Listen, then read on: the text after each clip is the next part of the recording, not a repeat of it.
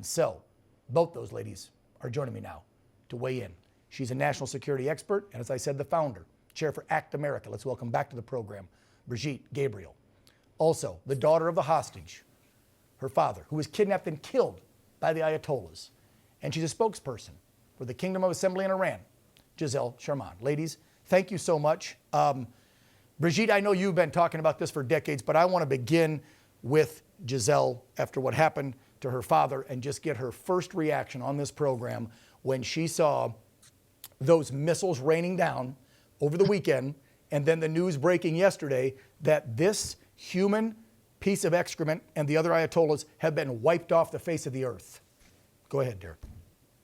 You know, that moment was unbelievable. I think my father and all of our children from Iran who have been massacred by this genocidal Islamist regime were just smiling down on us on this moment, because this is a sigh of relief. You saw Iranians dancing in the streets, even though President Trump said, go and hide. We're still bombing right now. It's not safe. They couldn't stop themselves. They were dancing in the streets. You saw the Iranians in the thousands coming out all over the diaspora in every major city. This is like the moment that when Hitler was taken out. So these are genocidal mass murderers, torturers, kidnappers who have killed Americans, who killed my father, and they can no longer do harm. We also understand that the leadership can be replaced. So we're not done with this regime yet until Iran is free. So we still have a long way to go. But I want to thank our President Trump for restoring trust in this nation. You know, we had president after president, administration after administration saying one thing about human rights and that they are against terrorists, and then shaking their hands. President Obama gave $150 billion to this regime that this regime used to create all the proxy networks and do all of the harm that we've seen in the region, you know? So it is beautiful and wonderful to see that we can trust our leadership. Promise made, promise kept, and we hope that we will continue this way. Giselle, thank you for that. Brigitte, let's turn to you now and talk about some of this national security and foreign policy. As she just put it, previous administrations have talked a tough game, never done squat, except drop off pallets of cash. Trump has said, I saw a clip of him in the 80s saying that the Ayatollah should be taken out in an interview he was doing in his penthouse, literally like 30 some years ago. He becomes president, he does it. What do you think about that, Brigitte? I think it's amazing. I think it's fantastic. Finally, he had the guts to do what many should have done, but didn't have the courage to do. That's exactly what needed to be done. Unlike the previous President Biden, who told Iran, don't. Oh, boo. They were really scared from the don't. No wonder why they did not listen to the negotiations with Jared Kushner and Steve Witkoff. They were basing their opinion on the previous administration, thinking, oh, we're not going to care what America's going to do. They're not going to do anything.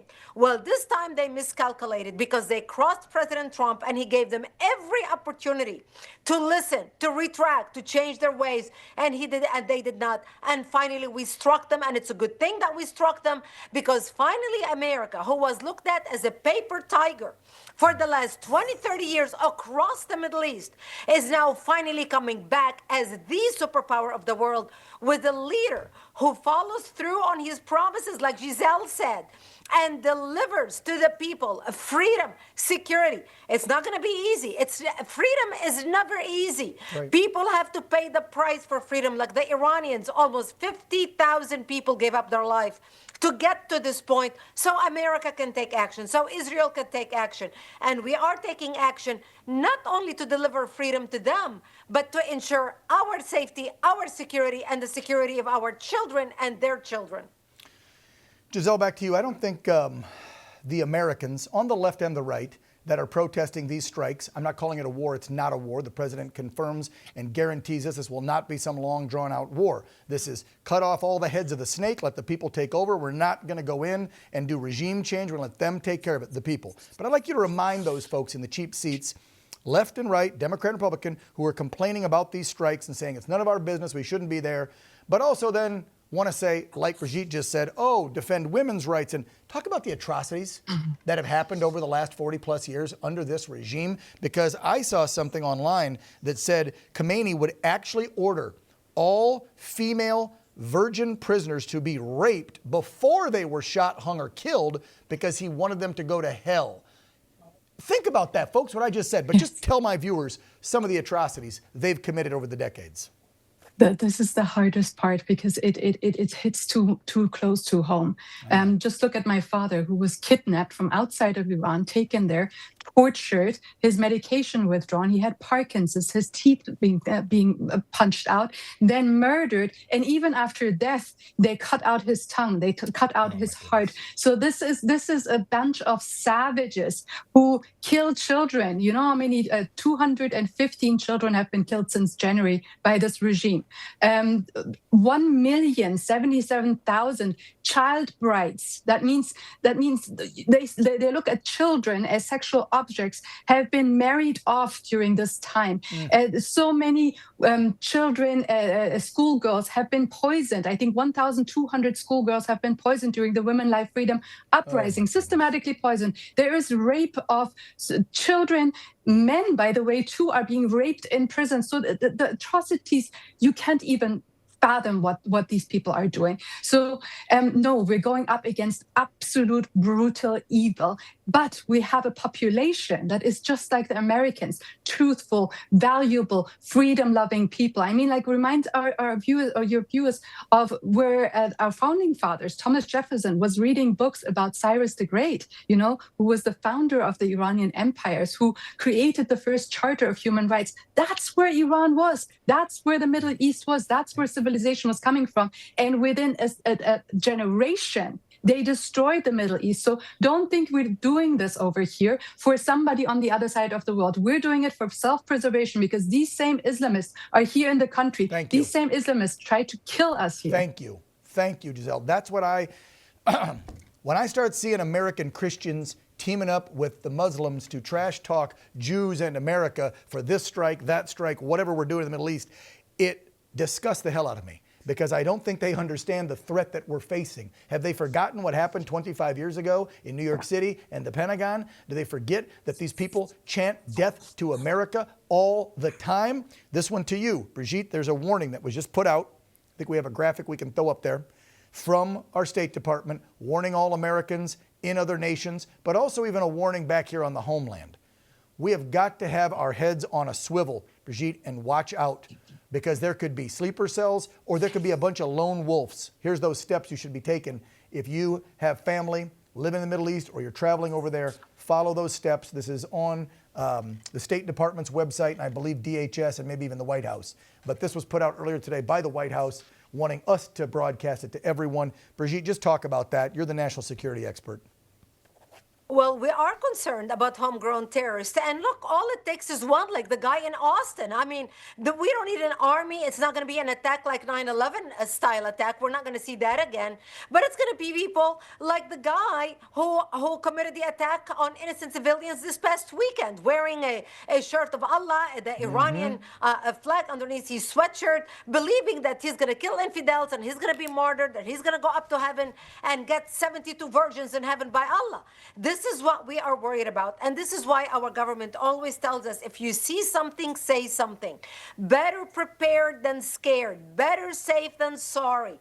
Keep your eyes open. If you see somebody acting suspiciously, if you are at a mall, at a gas station, at a gathering, at a cafe, please say something.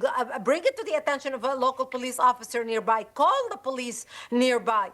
This is how we can secure and protect our communities. And they are walking among us. Don't ever doubt it. I mean, all you have to do is look at, for example, I'll give you a perfect example. Dearborn, Michigan. Dearborn, thank you. Dearborn, Michigan. That's where the Shiite concentration. These are the loyalists to Ayatollah and to Hezbollah in Lebanon. And the city of Dearborn, Michigan alone, there are 450,000 people from the town of Bint Jbeil in South Lebanon whose whole family is in Hezbollah. Those are the ones we are worried about. And that's why we need to keep our eyes open, we need to keep our ears open, and we need to make sure we come together in our own community, belong to a group, join a group. We have got to meet and get to know each other in a community to make sure we work for safety and security along with our police officers. Amen. Giselle, I'm going to give you the final word. And I want you to send a message to those folks that have been out in the streets celebrating, the ones that were protesting, the ones that have gone through hell, that can literally see and almost taste freedom in their grasp, possibly days, weeks, months away. You have a message for them? Yeah, first of all, the flag that you guys are holding up is not Iran's flag. It has Arabic writing on it. It has an Islamic symbol on it. So you're holding up the symbol of Arab Islamist occupation, the Ayatollah occupation of Iran. The Iranian flag, just like I have here on my chest, has a lion and sun on it and no Arabic or foreign writing on it. So there is a clear difference between the occupiers of Iran, the murderers who vowed to destroy Iran and did it, and now vowing to destroy America and will do it if we don't stop them. That's number one. To our administration, thank you so much for actually taking action. The next step is very important because President Trump showed a clear policy shift, towards liberation, towards standing against these terrorists. But he also said in his last speech that he wants the IRGC to surrender. Well, the question is, who do they surrender to? Who do they lay their weapons down to? So we have to take the next step in understanding that the people of Iran need a sovereign leadership. And that sovereign leadership is actually in America. The Crown Prince of Iran is right now representing the revolution inside of Iran, the revolutionary forces, the armed forces, the army, the people who are pro-America, who are screaming in Iran, Bibi, we love you, Trump, we love you. Those ones are our allies in the streets. So we don't need troops over there. We need to, though, talk to them and start mobilizing them so we can do a swift transition. We don't want this to go into any kind of chaos. We want the transition of sovereignty to pass from these murderous ayatollahs to the Iranian nation, and the transitional government is ready to do that and needs your support. Gabriel Sharmahd, Brigitte, Gabriel, ladies, thank you so much for the conversation and your input. Appreciate you. Thank you, Dan. Yep, God bless.